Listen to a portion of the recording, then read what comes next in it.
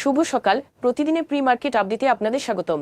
সূচকটি 58.96 পয়েন্ট বা 1.18% কমে 4,940 পয়েন্টে স্থির হয়। বাজারের লেনদেনের পরিমাণ দাঁড়িয়েছে 412 কোটি টাকা, যা আগের কার্যদিবসের তুলনায় 3.92% কম।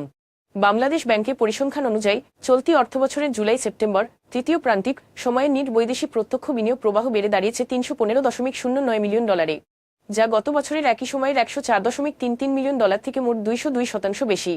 স্টক মার্কেটে তালিকাভুক্ত অলটেক্স ইন্ডাস্ট্রিজ লিমিটেডের আর্থিক অবস্থান নিয়ে বড় ধরনের উদ্বেগ প্রকাশ করেছে অডিটররা। তাদের মতে 2024-25 অর্থবছরে প্রতিষ্ঠানটির ঋণ হিসাব নিকাশে বড় ধরনের অসঙ্গতি রয়েছে এবং কোম্পানিটি ঋণ পরিশোধের সক্ষমতা দেখাতে ব্যর্থ হয়েছে।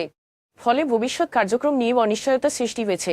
K&Q বাংলাদেশ লিমিটেড গ্রামীণফোনের সঙ্গে একটি application to person A2P aggregator চুক্তি সই করেছে। এই অংশীদারিত্বের মাধ্যমে প্রতিষ্ঠানটি দেশের ডিজিটাল সেবা খাতে তাদের কার্যক্রম আরও প্রসারিত করবে এবং টেলিকম ভ্যালু চেইনে তাদের অবস্থান শক্তিশালী করবে। যুক্তরাষ্ট্র সরকারের তথ্য অনুযায়ী জানুয়ারি-অক্টোবর সময়ে বাংলাদেশের তৈরি পোশাক RMG রপ্তানি যুক্তরাষ্ট্রের 15% এর বেশি বৃদ্ধি পেয়ে দাঁড়িয়েছে 7.08 বিলিয়ন ডলারে। যুক্তরাষ্ট্র বাংলাদেশের একক বৃহত্তম রপ্তানি বাজার হওয়ায় এই প্রবৃদ্ধি বেশ উল্লেখযোগ্য। এখন এ পর্যন্তই, ধন্যবাদ।